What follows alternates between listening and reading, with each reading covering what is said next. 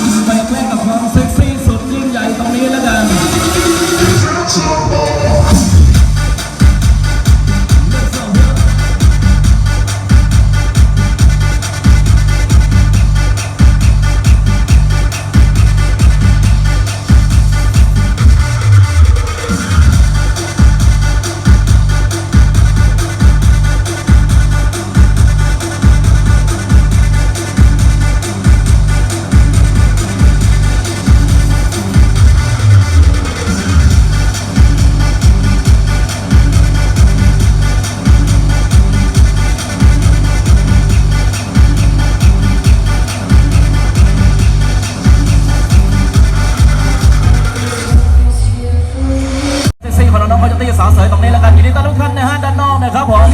ซื้อบัตรซื้อตั๋วเข้ามาได้นะฮะช่วงแรกๆตรงนี้ก่อนจะพบกับแสงดาวพิมพ์ศรีแล้วกันวันนี้นะฮะ Always here for you.